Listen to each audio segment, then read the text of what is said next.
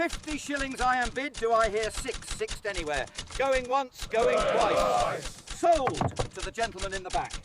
The year was 1809, and the atmosphere in Greenwich Village, New York, was heavy with the silence of a forgotten era. In a modest, rented room at 59 Grove Street, a man whose pen had once summoned the collective will of a continent lay in the final throes of life. Thomas Paine, the intellectual architect of American independence, the author of Common Sense in the Crisis, was dying.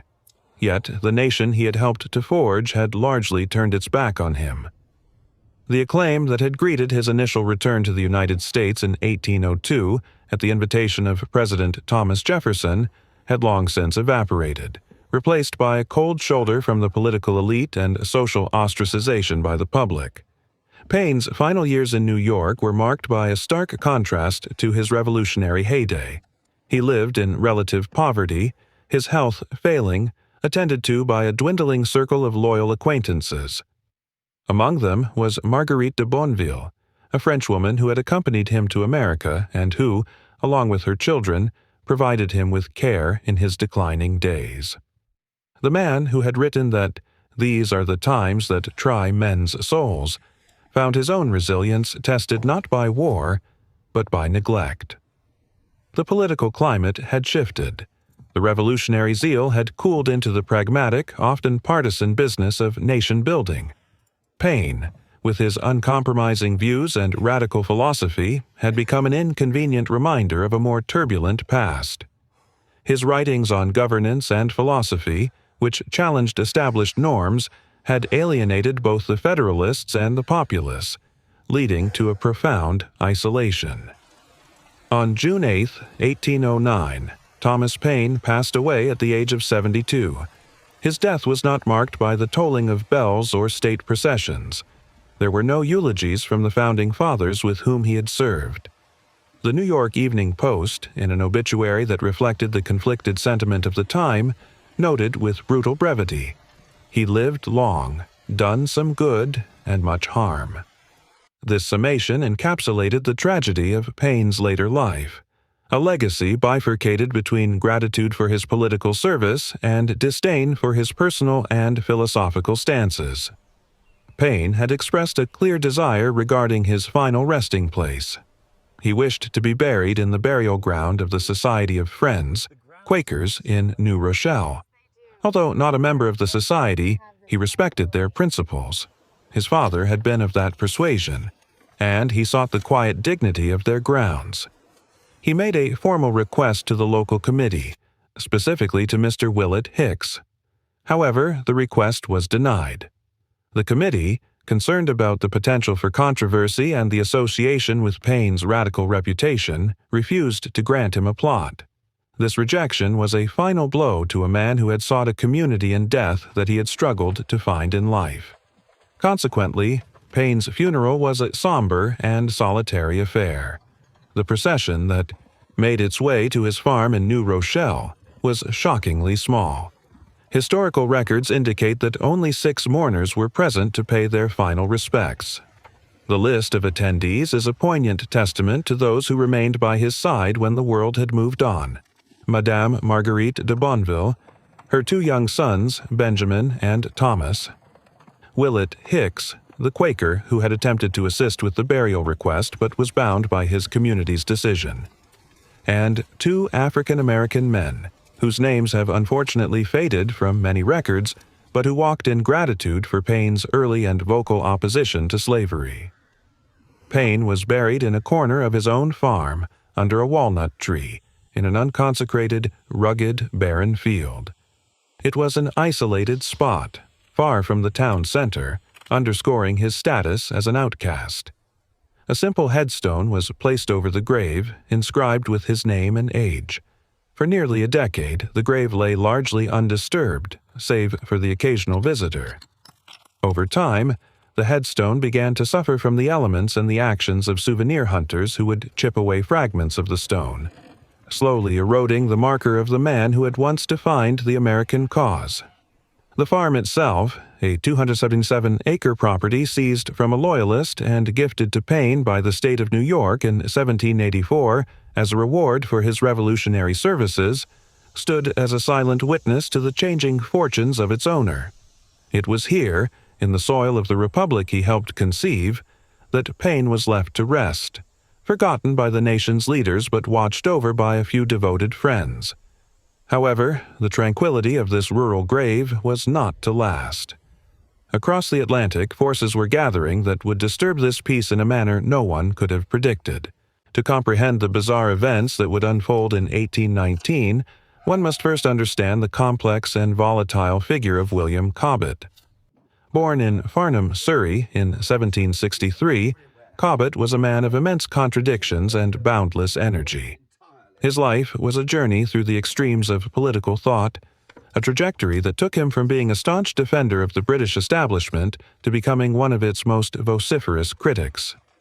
Cobbett's early career was defined by a fierce conservatism. In the 1790s, he resided in Philadelphia, where he wrote under the pseudonym Peter Porcupine. During this period, he established himself as a scourge of American democracy and a loyalist to the British Crown. His writings were caustic, satirical, and unrelenting. He targeted the French Revolution and its sympathizers, viewing them as agents of chaos and anarchy. Among his favorite targets was Thomas Paine. To the Cobbett of the 1790s, Paine was a villain, a ragged radical, whose ideas threatened the social order Cobbett held dear. Cobbett penned a malicious biography of Paine, attacking his character, his habits, and his principles with a vitriol that earned him fame and notoriety. He was, by his own admission, Paine's bitterest enemy, a man who delighted in tearing down the reputation of the author of Common Sense. However, the political landscape of the early 19th century was shifting, and so was Cobbett. He returned to England in 1800, expecting to be embraced by the Tory establishment he had so vigorously defended in America. Instead, he found a country deeply troubled. The wars with France had left Britain with a staggering national debt, and the agricultural working class, the yeomanry from which Cobbett himself had sprung, was suffering under the weight of taxation and the enclosure of common lands.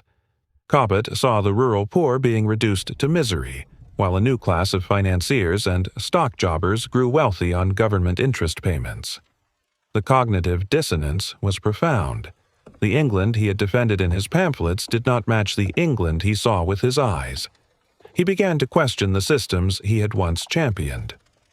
It was in this state of disillusionment, in 1803, that Cobbett encountered a text that would shatter his worldview and realign his political compass. He read Thomas Paine's Decline and Fall of the English System of Finance. In Paine's economic analysis, Cobbett found a lucid explanation for the misery he witnessed. Paine argued that the paper money system and the funding of war debt were mechanisms that transferred wealth from the productive laboring classes to the idle financial elite. The clarity of Paine's argument struck Cobbett with the force of revelation. He realized that the man he had reviled as a traitor had, in fact, understood the economic rot at the heart of the British Empire better than anyone else. This realization triggered a profound transformation. Cobbett, the former Tory apologist, began a public and painful recantation. He admitted, "I have done Paine a great injustice." His publication, The Political Register, evolved into the leading voice of radical reform in England. He began to advocate for the very democratic principles, universal suffrage, annual parliaments, and the rights of the common man, that he had once mocked in the pages of Porcupine's Gazette. By 1817, the British government, alarmed by the rising tide of radicalism and social unrest, passed the Gagging Acts, which suspended habeas corpus and targeted seditious writing. Facing the threat of imprisonment, Cobbett made the difficult decision to flee England. He sought refuge once again in the United States, settling on a farm in Long Island, New York. But he was not the same man who had lived there 2 decades earlier. He was now a radical exile, living just 20 miles from the resting place of the man he had wronged. On Long Island, Cobbett spent his time farming and writing, but his thoughts frequently turned to New Rochelle. He was haunted by a sense of unpaid debt to Paine.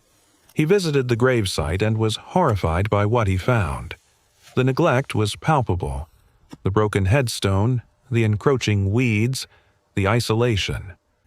To Cobbett, this was more than just a neglected grave. It was a symbol of the ingratitude of republics and a personal rebuke to his own past actions. He wrote in his register, "Paine lies in a little hole under the grass and weeds of an obscure farm. There, however, he shall not lie, unnoticed, much longer. He belongs to England." A plan began to form in Cobbett's mind.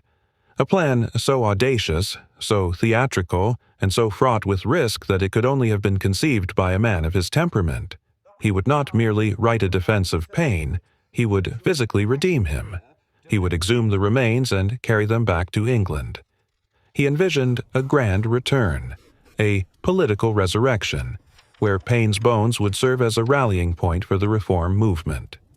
He imagined a splendid mausoleum in England, a shrine that would shame the oppressors and honor the prophet of democracy. But the execution of such a plan required absolute secrecy. To dig up a body was a crime, and to do so as a foreigner in a country where Paine was still a controversial figure was dangerous. As the autumn of 1819 approached, Cobbett began to make his preparations. He gathered a small team, including his son. They scouted the route from the farm to the coast. They prepared a box.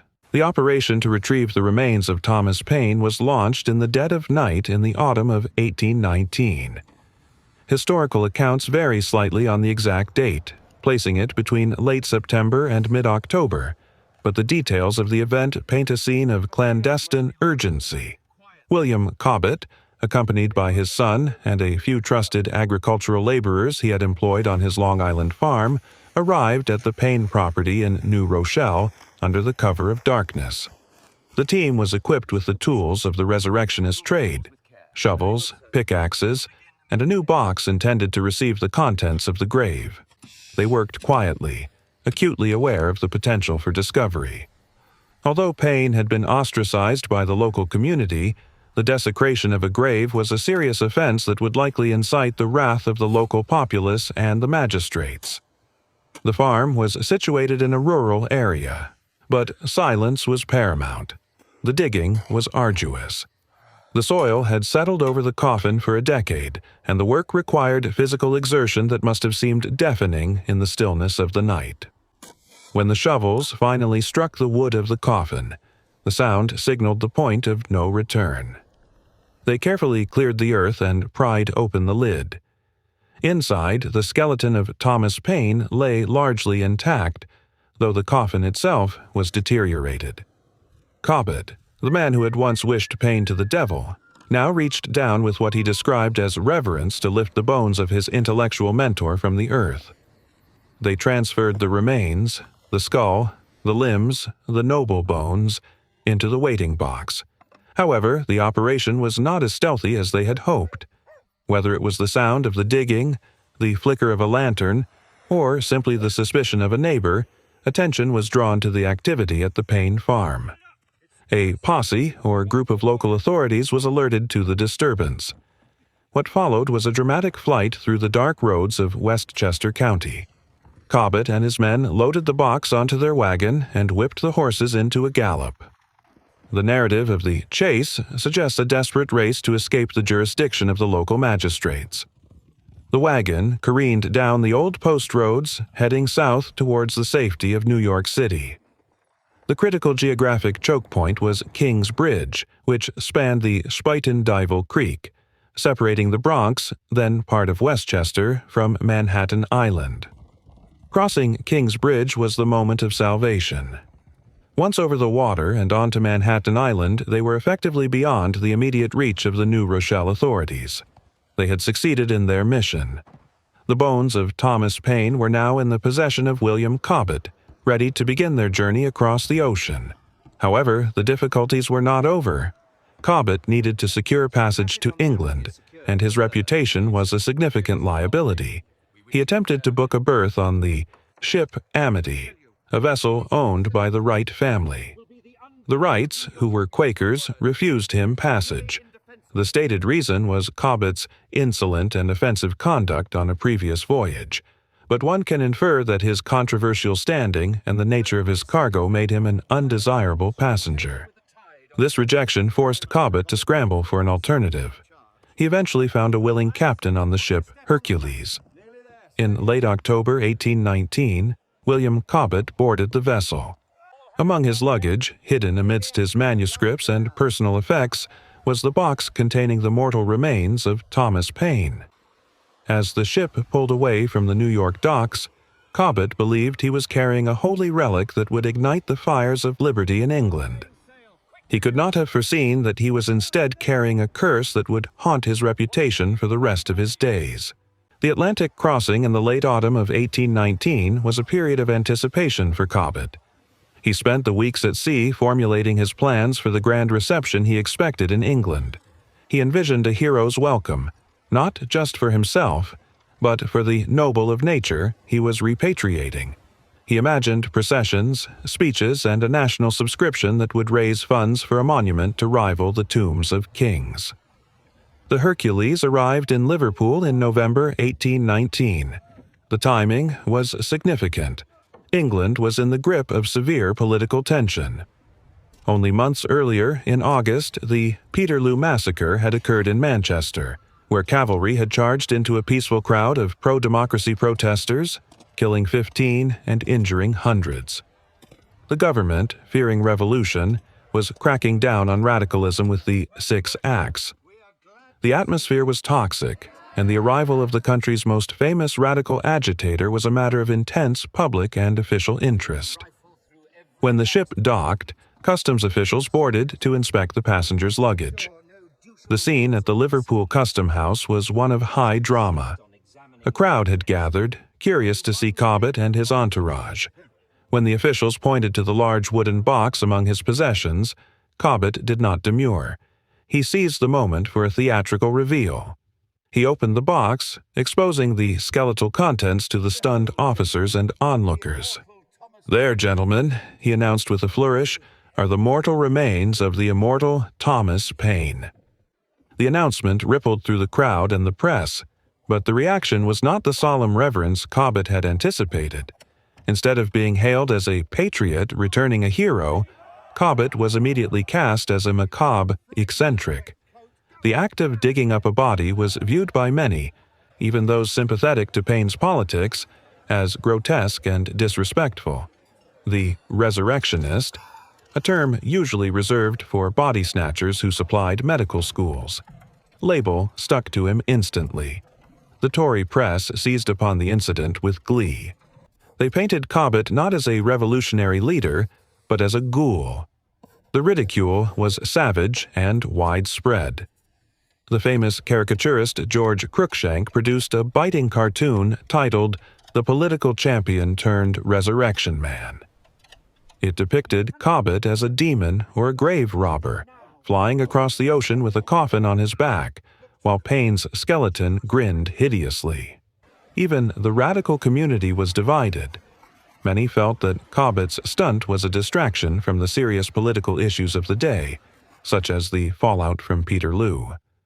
The poet Lord Byron, watching the spectacle from his exile in Italy, penned a quatrain that would become the epitaph of the entire affair.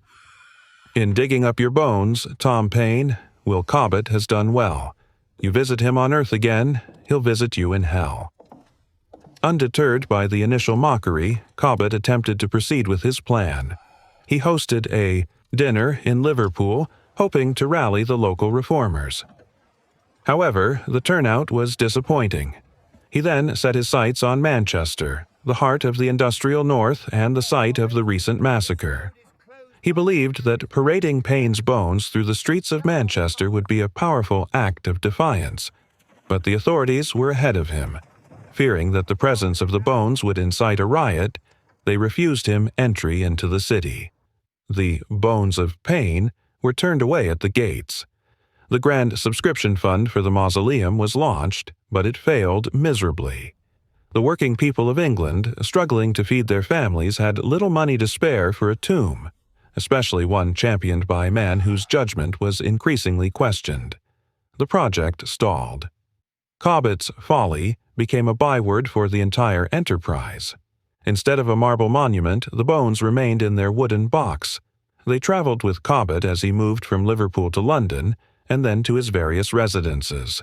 They became a burdensome curiosity, a relic that he could neither bury with the honors he promised nor discard without admitting defeat.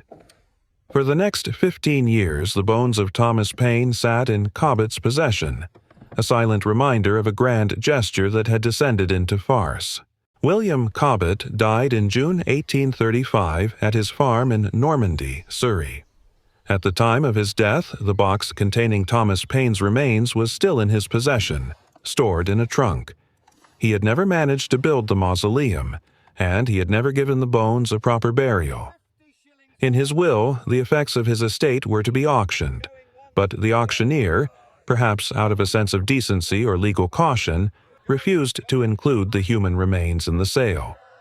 The bones passed into the hands of a receiver, Mr. George West, who was managing the bankruptcy of the Cobbett estate. It is at this point that the cohesive skeleton of Thomas Paine begins to fracture, both literally and historically. The journey of the bones from 1835 onwards is a tangled web of transfers, thefts, and rumors that has seen parts of the Founding Fathers scattered across the globe. In 1837, the bones were reportedly entrusted to Benjamin Tilley, a former secretary and devoted follower of Cobbett. Tilley kept the box in his rooms in London at 13 Bedford Square East. It is said that he treated them with a strange familiarity, sometimes displaying them to visitors. Tilley held on to the remains until his own death in 1860. The trail goes cold here in a most ignominious fashion. Tilley died at the home of a Mr. and Mrs. Ginn. It is widely believed that Mrs. Ginn, clearing out Tilley's room and seeing a box of old bones, regarded them as rubbish. One account suggests she sold them to a rag-and-bone man, a dealer in scrap and waste, for a few pennies. Another suggests they were simply thrown out with the trash. If true, the majority of Thomas Paine's skeleton likely ended up as industrial fertilizer or was buried in an anonymous London landfill. However, the skeleton did not disappear in its entirety. Before the box was lost, specific parts had been removed or sold. The Reverend Robert Ainslie, a Unitarian minister who had moved from orthodoxy to free thought, claimed to have purchased the skull and the right hand, the very hand that penned the crisis, around the time of the Cobbett auction or shortly after. Ainslie kept these relics in a mahogany box in his home. Upon his death, they passed to his family but eventually vanished from public view. The mystery of the skull resurfaced dramatically in the late 20th century. In 1987, a skull purporting to be Paine's was purchased by Mr. John Burgess, an Australian businessman, who claimed to have bought it from a dealer in London. Burgess asserted that the skull bore markings consistent with those made by Cobbett's son, James Paul Cobbett, who had supposedly scratched his name onto the bone to prevent fraud. The skull currently resides in Australia, though definitive DNA testing has never been conclusively published to verify its authenticity. Perhaps the most macabre relic is the brain. When Cobbett originally opened the skull in 1819, he found the brain had been preserved, possibly calcified. A portion of this, a brain, a stem, was separated from the rest. It was eventually acquired by Moncure Conway, Paine's most dedicated biographer in the late 19th century. Conway, seeking to do what Cobbett could not, brought this fragment back to America. It is said to be buried under the monument that now stands at the original gravesite in New Rochelle, the only part of Paine known to have returned to his chosen resting place. The dispersal of the bones spawned numerous urban legends. One persistent and gruesome rumor was that finger bones were fashioned into buttons for the coats of radical sympathizers, though no such artifacts have ever been authenticated. Others claimed a rib was in France, or a jawbone in Brighton. Today, Thomas Paine remains the only founding father with no known grave. His bones are scattered throughout the world, a literal fulfillment of his own cosmopolitan philosophy, though achieved through a tragedy of errors rather than design. We'd left William Cobbett standing on the precipice of his decision in 1819, overwhelmed by the need to make amends. But as we look back from the vantage point of history, we can see that Cobbett's motivation was not merely guilt. It was a desperate attempt to resurrect an idea that was in danger of dying. In the years leading up to the exhumation, Cobbett had come to understand that the American experiment was not just about land or taxes, but about the fundamental dignity of the common man, a concept Paine had articulated better than anyone. Cobbett's conversion from Tory to radical was complete, but it was a lonely path. He needed an ally. Finding none among the living who could match his fire, he turned to the dead. The act of digging up Paine was, in Cobbett's mind, an act of political resurrection. He believed that by physically elevating Paine, he could elevate the principles Paine stood for. He wanted to force England to look at the bones and see the mirror of its own corruption and the possibility of its redemption. He truly believed that the sight of the great commoner's remains would galvanize the working class and shame the aristocracy. When the plan failed, when the crowds mocked and the bones disappeared into attics and cellars, it seemed like the final insult to Paine. The little hole under the grass in New Rochelle was empty, and the marble tomb in England was never built. The physical vessel of the man who had shaken empires was reduced to dust and curiosity. However, there is a deeper irony that perhaps even Cobbett did not foresee. By disturbing the grave, Cobbett ensured that Paine could never be ignored. The controversy of the bones kept Paine's name in the press for decades. It forced a conversation about his legacy that a quiet grave might never have sustained. The very absence of a body made the spirit of Paine more ubiquitous. In the end, Paine's desire to be buried in a Quaker cemetery was a wish for peace and belonging, two things he rarely found in life. He was denied that peace. But the citizen of the world found a resting place that was perhaps more appropriate for his turbulent genius, everywhere and nowhere. His bones may be lost, ground into the dust of London streets, or resting in a Sydney suburb, but his common sense remains the bedrock of the democratic ideal.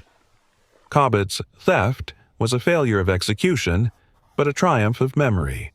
He proved that you can dig up a man's bones, but you cannot bury his voice. As Paine himself wrote, "The harder the conflict, the more glorious the triumph." His restless afterlife is but a continuation of his restless life, a permanent revolution, refusing to settle, refusing to be forgotten.